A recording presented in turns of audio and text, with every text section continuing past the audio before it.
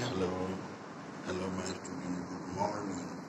আজকে আমি তোমাদের ভূগোলের একটা অঙ্ক দেখাচ্ছি, প্র্যাকটিক্যালের একটা অঙ্ক। কি করে আরএফ থেকে কিভাবে মানচিত্রের স্কেল ধরে কিভাবে প্র্যাকটিক্যালটা করা যায়।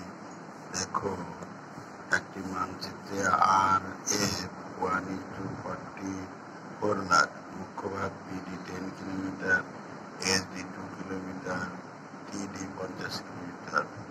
মানচিত্রে RF 1:40,000, তাহলে 1 সেন্টিমিটার দূরত্ব সমান 4 লাখ সেন্টিমিটার। তাহলে 1 সেন্টিমিটার দূরত্ব ভূমিভাগের, এটাকে কিলোমিটার করে নিলাম, 4 কিলোমিটার। 4 কিলোমিটার হচ্ছে 1 সেন্টিমিটার, তাহলে 1 কিলোমিটারে কত?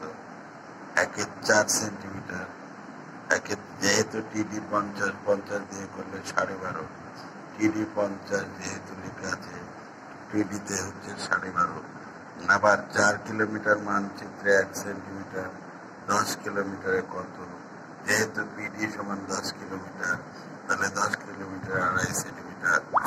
আবার ভূমিভাগে যদি তুমি করো, ভূমিভাগে 4 কিলোমিটার মানচিত্রে প্রদর্শিত হয় 1 সেন্টিমিটার, 1 কিলোমিটার মানচিত্রে কত? 2 কিলোমিটারে কত?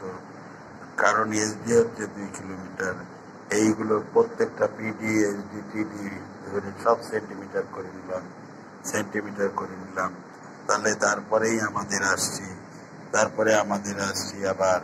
আবার আসছি রৈখিক স্কেলের দৈর্ঘ্য এত, পিডি এত, এসডি এত, সব কিলোমিটার আছে, সেন্টিমিটার আছে। তাহলে পিডির সংখ্যা কত হবে? পিডির সংখ্যা 5টি, এসডির সংখ্যা 5টি। এইবার এই ডায়াগ্রামটা তোমরা এঁকে নিবা। ডায়াগ্রামটা ফলো করো। প্রথমে 1, 2, 3, 4, 5টা ঘর আছে। এই 5-এ আবার 5টা ভাগ আছে, ঠিক আছে? এই 5টা ভাগ আছে, এসডি আর পিডির হিসাব করে এটা করা, ঠিক আছে?